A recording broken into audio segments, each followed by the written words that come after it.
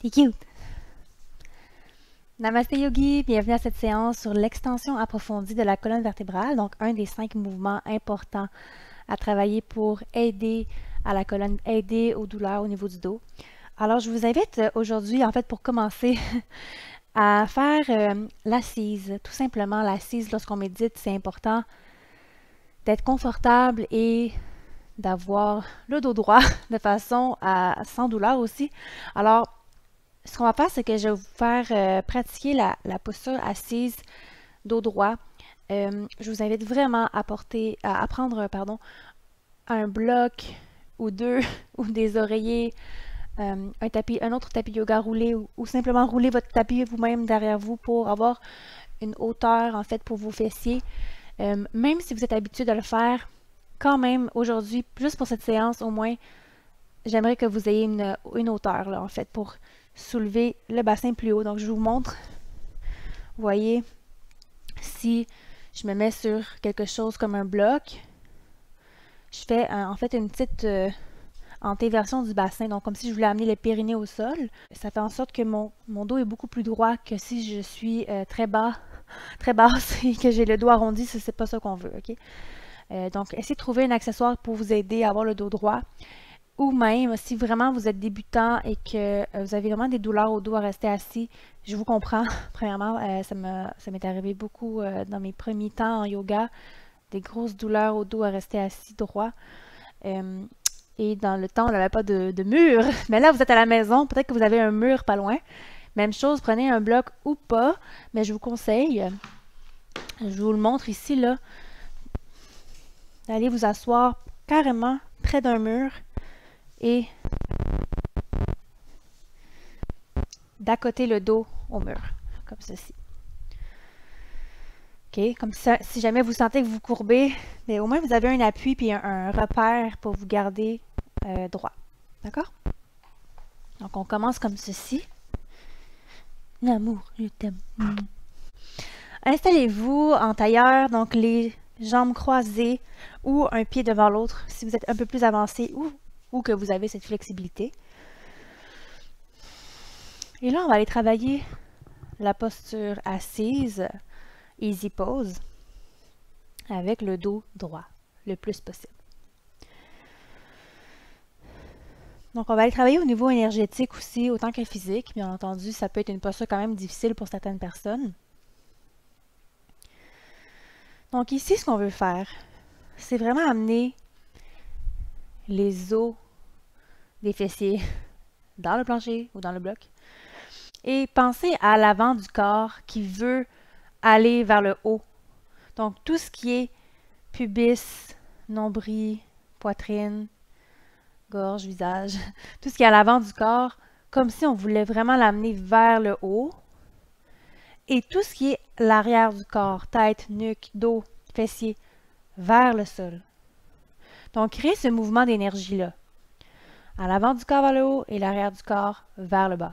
Pensez à des flèches, pensez à une fontaine ou quelque chose qui vous aide à visualiser ce mouvement inverse, cette dualité. Ou comme on a parlé au premier cours, ça peut être aussi d'imaginer, bon, la lumière rouge, un faisceau rouge de lumière qui part de la terre et qui monte à travers vous, vers l'avant du corps, et le faisceau lumineux violet qui, partant du ciel, rentre en vous de façon bienveillante et descend tout le long de votre colonne vertébrale, le long de votre dos. Vous pouvez placer les mains sur vos cuisses, sur vos jambes, paumes vers le sol ou paumes vers le haut, selon ce que vous ressentez qui est le plus confortable. Ici, on veut vraiment amener le cœur au-dessus du bassin et la tête au-dessus du cœur. Donc, on veut vraiment aligner tous nos chakras ensemble.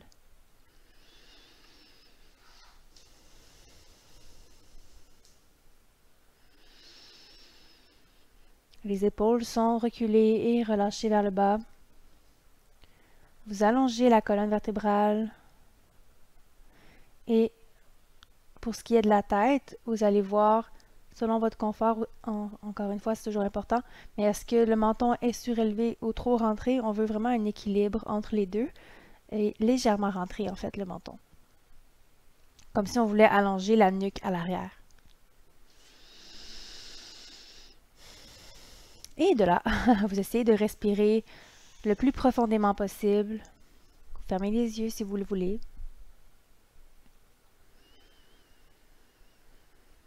Et vous observez les sensations aussi, avec bienveillance.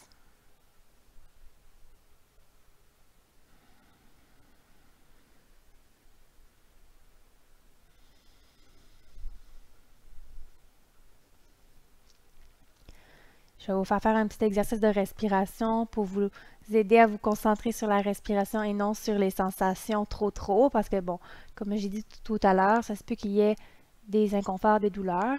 C'est sûr que si c'est trop intense, vous devez arrêter et vous placer dans une posture qui vous fait du bien, coucher sur le dos ou autre. Si, en effet, c'est vraiment trop difficile pour vous, je vous invite à vous coucher sur le dos et faire l'exercice de respiration avec nous. Sinon, restez dans la posture et travaillez vos limites. Donc, on y va. On va inspirer sur 4 temps. Donc, on inspire. 1, 2, 3, 4. On arrête de respirer. On inspire 2. 1, 2. Et on expire 4, 3, 2, 1. On arrête. Inspirez. 1, 2, 3, 4 à 80%. On arrête. 1, 2. On inspire encore. 1, 2. Et on expire. 4, 3, 2, 1. On arrête. Encore 2 autres fois. On inspire. 1, 2, 3, 4. On garde. 1, 2. Et on continue à inspirer. 1, 2. On expire. 4, 3, 2, 1. On arrête. Une dernière fois ensemble. Inspirez. 1, 2, 3, 4. On garde. On inspire. 1, 2. Et on expire. 4, 3, 2, 1. Prenez une respiration normale.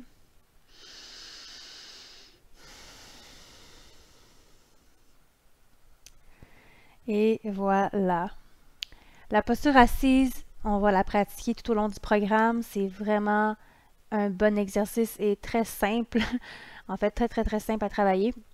Mais qui va, qui va beaucoup travailler votre dos au niveau de sa musculature parce que souvent, on est penché vers l'avant, puis pas dans la flexion avant, mais vraiment dans l'écroulement, je dirais même, de la colonne vertébrale. On ne travaille pas assez nos muscles extenseurs de la colonne vertébrale et c'est ça qu'on va travailler aujourd'hui dans les postures.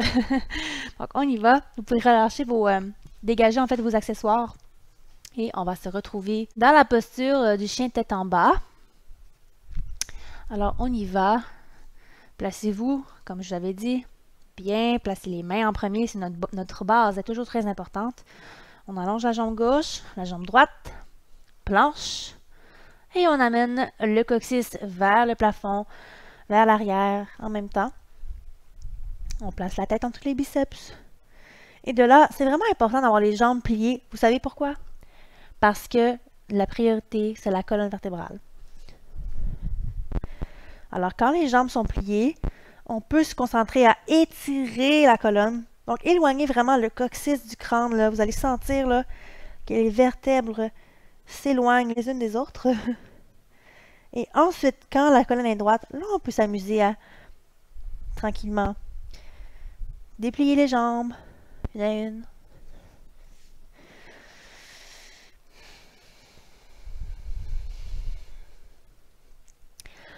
Maintenant, regardez entre vos mains et vous allez marcher vers l'avant du tapis tranquillement, une jambe à la fois, jusqu'à ce que vous vous retrouviez à l'avant du tapis. Ça se peut que les mains décollent, mais normal. Pince debout. Et on inspire, on déroule la colonne vertébrale. On se retrouve dans la posture de la montagne. Et j'aimerais que l'on redécouvre, encore une fois, la la posture du demi-chien. Donc, on inspire, bras vers le ciel. On expire, on plie en deux, pince debout. Et ici, on va déposer les mains sur les cuisses et allonger la colonne vertébrale vers l'avant. On éloigne le crâne du coccyx. On veut vraiment allonger les vertèbres volontairement. Et ici, on veut aussi ramener les coudes vers le corps, non près du corps. On peut déposer les mains plus bas aussi, dépendamment de votre flexibilité.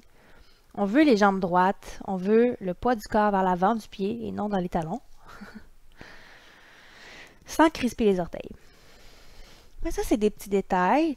C'est sûr que là, ce que je veux vraiment vous travailler, c'est l'allongement de la colonne vertébrale. On travaille les muscles extenseurs du dos qui sont ici au niveau dorsal, lombaire.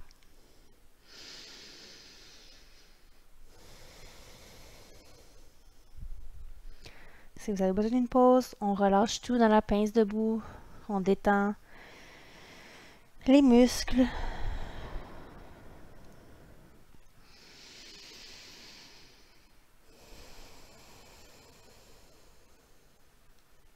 Puis, on replace les mains et on fait l'extension de la colonne vertébrale. Comme j'ai dit tout à l'heure, le fait de travailler les extensions comme ceci, ça travaille les muscles du dos. Donc, ça les rend plus forts. Et ce que ça fait, c'est que quand notre dos est fort, on a moins de chances de se blesser.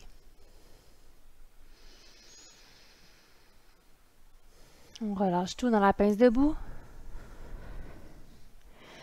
Cette fois-ci, au lieu de remonter en déroulant la colonne vertébrale, on va amener les bras de chaque côté, comme ceci, à l'horizontale, dos droit comme dans le demi-chien. On engage les abdominaux. On y va, on remonte le dos droit, bras vers le ciel. Inspirez et expirez, mains jointes au niveau du cœur. Montagne, mains de chaque côté. Excellent, excellent. Nous allons aller dans le guerrier 2. Guerrier 2. Vous allez placer la jambe gauche à l'arrière du tapis. Ici, on veut vraiment un grand espace entre les deux pieds, le plus possible sans que vous perdiez votre équilibre. Donc, ici, ce qu'on veut, c'est les deux talons alignés ou bien le talon de la jambe avant qui va s'aligner avec le centre du pied à l'arrière. Donc, allez-y selon votre morphologie, selon ce qui est confortable. Moi, je préfère avoir la deuxième option, donc le talon aligné avec le milieu de l'arche du pied arrière. Ici, ce qu'on fait, c'est qu'on va aller... Ah, et dernier petit point. Toujours le pied à l'arrière qui est à 45 degrés vers l'avant.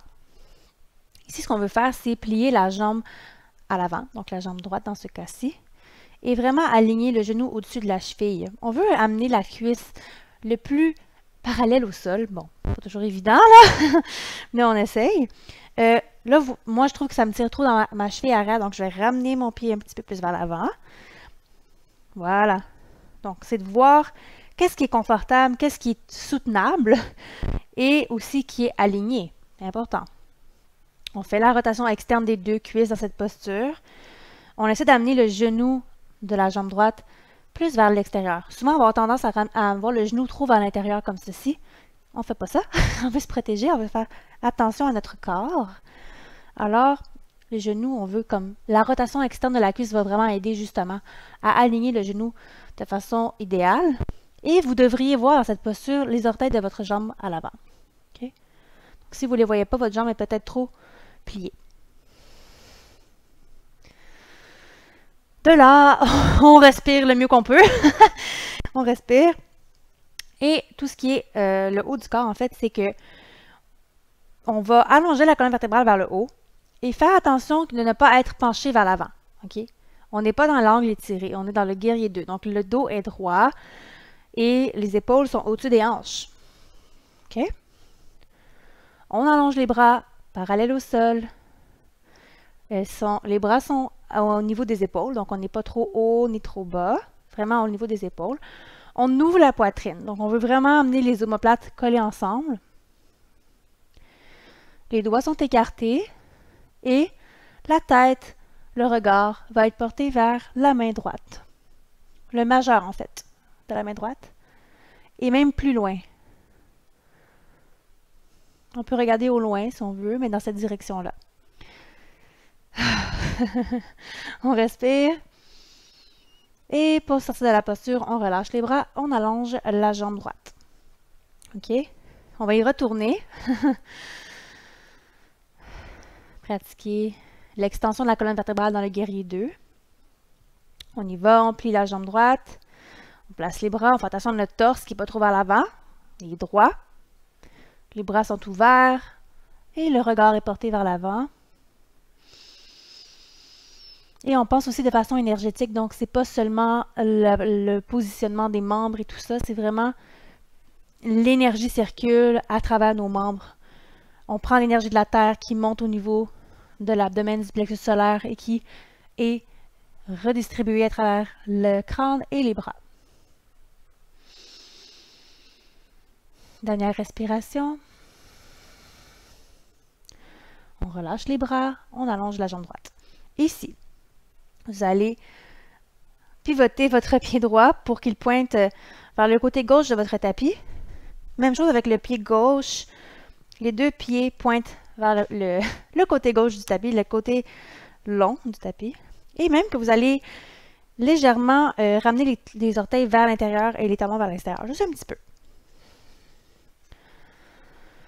On amène les mains au niveau des hanches. On inspire, le dos droit. Et de là, on va aller plier en deux le dos droit tout le long. On amène les fessiers vers l'arrière, le crâne vers l'avant. Les jambes sont droites. Rotation externe des cuisses. Rentrez le nombril vers la colonne vertébrale. Les épaules sont éloignées des oreilles. On allonge la colonne le plus possible. Le poids est vers l'avant du pied. Et on relâche. On peut arrondir la colonne vertébrale, déposer les mains au sol ou sur un bloc. Relâchez la tête. Donc, vous allez voir que les flexions avant sont toujours, ou presque, bien souvent, mises après une extension de la colonne vertébrale. C'est comme une contre-posture. Pour revenir à la verticale, ce qu'on va faire, c'est qu'on va marcher nos mains vers l'avant, un petit peu, vers la gauche en fait, l'avant de votre corps. OK, et on va ramener les mains au niveau de la taille ou des hanches. Le dos droit le plus possible. On allonge. La tête est dans le prolongement de la colonne vertébrale. On inspire ici et on expire. On revient à la verticale. OK? Maintenant, vous allez faire talon-orteil pour refermer vos jambes.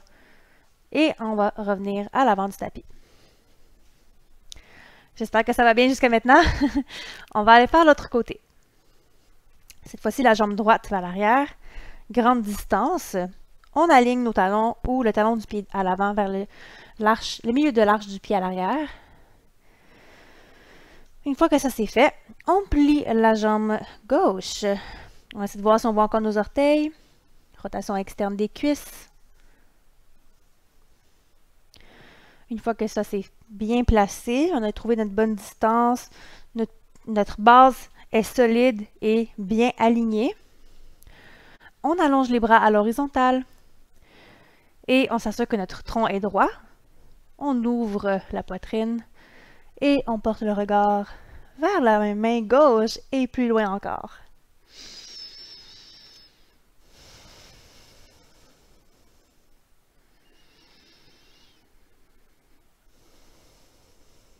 Guerrier 2, de l'autre côté. On relâche les bras, on allonge la jambe gauche, on prend une pause. Observez à quel point les deux côtés sont différents. Et on y retourne quand vous êtes prêt, en pliant la jambe gauche et en allongeant les bras.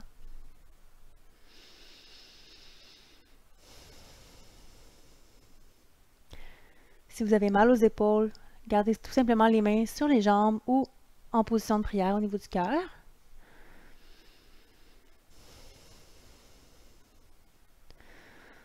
On relâche les bras et on va faire la même chose. Donc, la posture des pieds écartés de l'autre côté.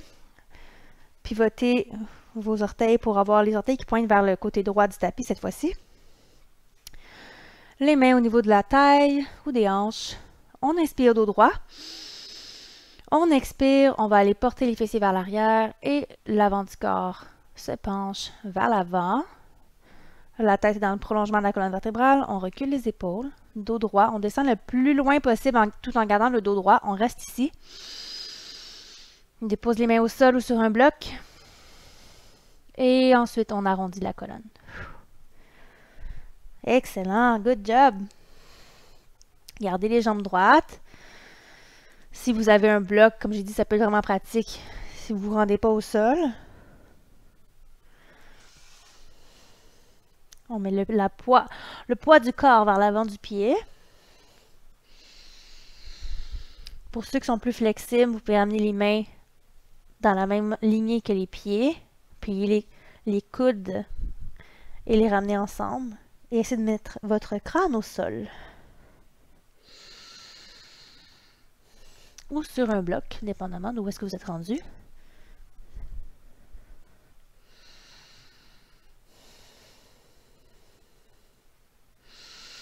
Dernière inspiration ici. On marche les mains vers l'avant. On engage les abdominaux et les cuisses. On met les mains au niveau de la taille ou des hanches. Dos droit. Et on remonte. Dos droit. Yes. Talon orteil, talon orteil. On ramène les pieds ensemble. Et on va se retrouver à l'avant du tapis, dans la posture de la montagne. Posture de reset. C'est quoi reset en français? Redémarrage.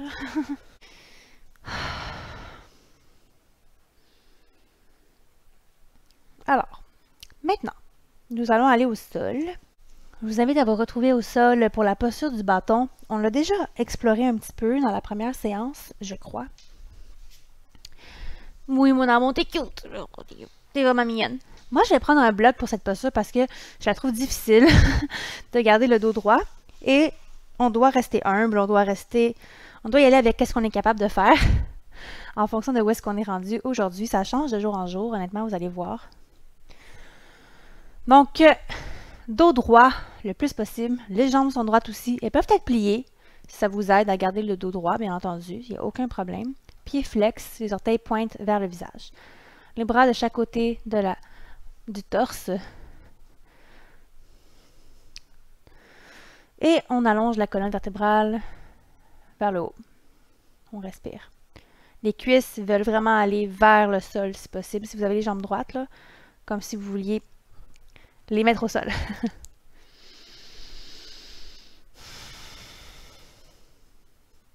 On travaille encore les muscles extenseurs.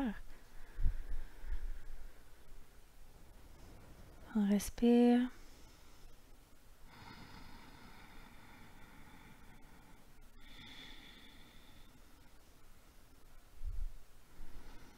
Amenez le crâne vers le ciel. Et on relâche. Excellent. Maintenant, on va aller faire la pince assise avec le dos droit. Ouais. La pince assise avec le dos droit. Les jambes peuvent être pliées au besoin, comme j'ai dit. On inspire, on amène les bras vers le ciel. Et on expire. On rentre un nombril vers la colonne vertébrale tout en se penchant vers l'avant. Le dos reste droit tout le long de notre parcours. Et on attrape ce qu'on peut attraper. Donc, ça peut être les chevilles, les mollets, les orteils, les pieds. Mais le dos est droit. Donc, moi, j'ai décidé de plier mes jambes pour être capable d'attraper mes orteils, mes pieds. Mais, vous pourriez être les jambes droites ici ou même ici. Ce n'est pas important où est-ce qu'on se rend. L'important, c'est quoi? En cœur, le dos droit. La colonne vertébrale droite. On inspire ici. On expire. À chaque inspiration, vous allongez la colonne. Et à chaque expiration, vous ramenez l'abdomen vers les cuisses, tout en gardant le dos droit. Donc, c'est une autre forme de pince assise avec le dos droit. C'est plus difficile, c'est plus power yoga que yin, mais on travaille différemment. Encore une fois, on inspire, on allonge la colonne. On expire, on amène le torse vers les jambes, vers le bas. Vers le bas.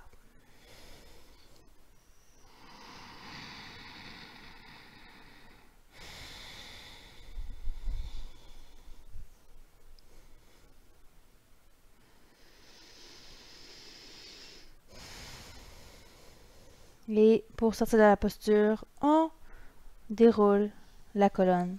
On arrondit le dos cette fois-ci pour revenir. Et voilà! Youhou! Super!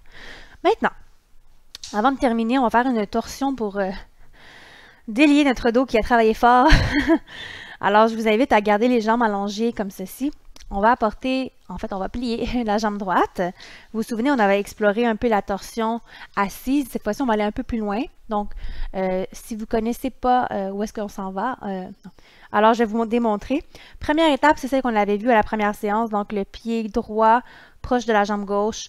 Tout simplement, on attrape la jambe droite avec le bras gauche et on va faire notre torsion. Sinon, on va aller un peu plus loin. L'important, c'est de garder le dos droit. Je me répète souvent, mais c'est ça. C'est vraiment la base de tout le programme, en fait. C'est le dos droit, ça dépend de la posture, on s'entend, mais c'est de garder un bel alignement selon la posture, en fait. Dans cette posture-ci, on veut le dos droit. Donc, on ne veut pas avoir le dos arrondi. Si vous avez le dos arrondi, prenez un bloc pour vous mettre par-dessus. OK? Je vais l'utiliser pour vous le démontrer. Première étape, la jambe comme ceci. Deuxième étape, on peut amener le pied droit à l'extérieur de la jambe gauche. OK? Donc, même chose, ça pourrait se faire. OK? Troisième étape, on plie la jambe gauche pour ramener le talon vers le fessier droit. Donc, ça ressemblerait à ceci. OK? Moi, je vais prendre cette option-là, mais sentez-vous libre d'utiliser l'option qui vous convient le mieux, qui est le plus confortable et qui vous permet de respirer. Qui vous permet de respirer, c'est assez important. Hein? Ici, on va attraper la jambe droite avec le bras gauche. On inspire, on allonge la colonne vertébrale vers le haut le plus possible. On expire, on fait la rotation en déposant la main droite au sol derrière nous.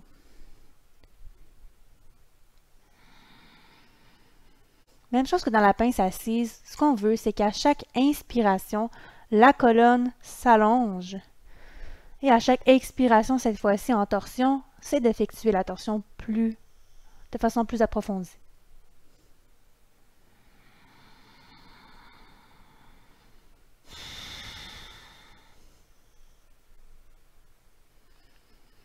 On revient doucement, on défait la posture. Bébé contre posture, on tourne vers la gauche.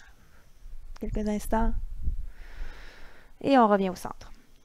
On va allonger les deux jambes et on va aller faire l'autre côté. Donc, première étape, on plie la jambe gauche, près de la jambe droite.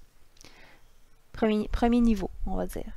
Deuxième étape, on amène le pied gauche à l'extérieur de la jambe droite. Ensuite, si on va aller encore plus loin, on plie la jambe droite, on ramène le talon vers le fessier gauche. Dos droit. On inspire. On attrape la jambe gauche avec le bras droit. À l'expiration. À l'inspiration, on allonge le bras gauche ou tout simplement la colonne vertébrale et on amène le bras gauche à l'arrière du corps. Torsion à l'expiration.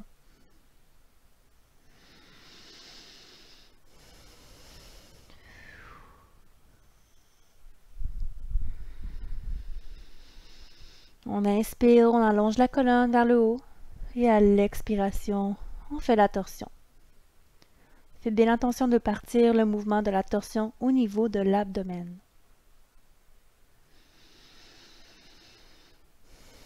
Assurez-vous d'avoir une respiration fluide.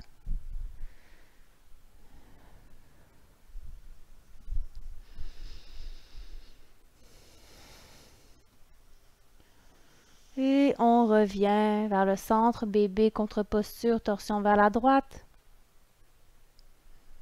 Et on défait la posture avec nos jambes. On se débarrasse de nos accessoires et on va se retrouver en Shavasana pour la posture finale, la posture du repos de fin de séance. On allonge les jambes vers l'avant et on se trouve au sol sur le dos pour la relaxation.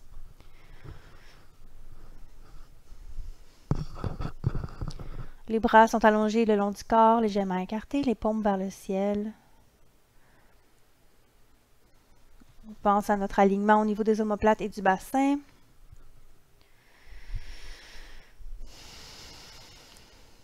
Et je vous invite à respirer de façon normale, douce, et à détendre tout votre corps,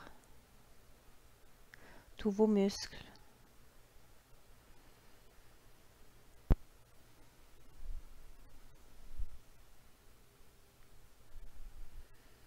On relâche le visage aussi, l'expression faciale, douce également.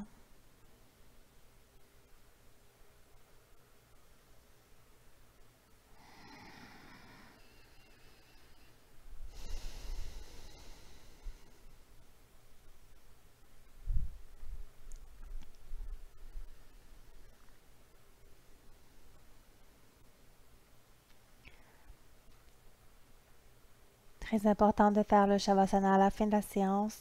Souvent, on a tendance à éviter cette étape parce que c'est ennuyant ou parce que on a terminé, on a envie de faire autre chose. Mais en fait, toutes les postures que l'on vient tout juste de faire ont servi à nous préparer au Shavasana. Pensez à votre séance de cette manière. C'est la même chose avec l'assise. Toute la pratique du yoga, en fait, est pour nous permettre, en fait, dans les anciens textes, dans les l'ancienne tradition du yoga, la pratique des asanas était pour nous préparer à être confortable assis pour méditer. Alors, pensez ainsi lorsque vous faites votre yoga, vous pratiquez vos séances, vos postures. Le tout est pour vous préparer à la relaxation finale, la détente ultime, le lâcher-prise, l'intégration des bienfaits. Permettez-vous de rien faire pour quelques instants, quelques minutes.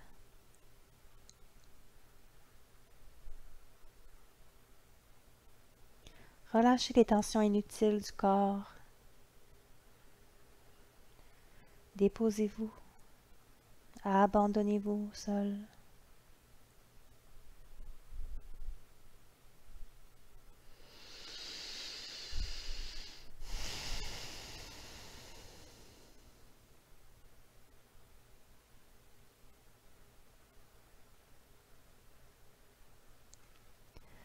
Ayez confiance que votre pratique, que vos efforts porteront fruit, peu importe à quel niveau.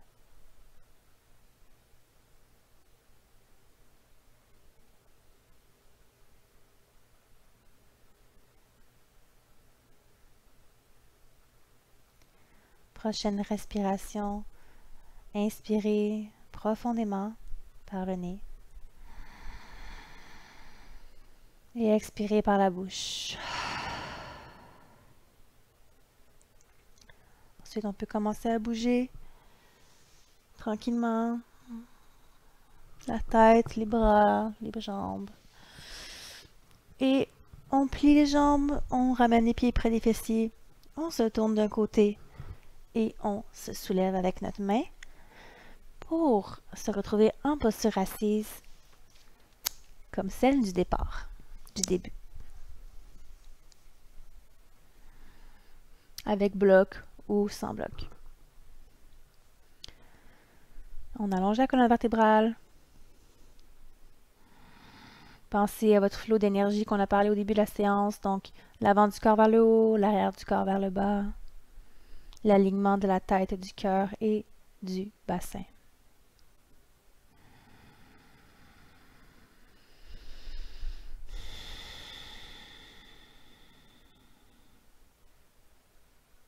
Ouvrez délicatement les yeux. Portez les mains jointes au niveau du cœur. Namasté.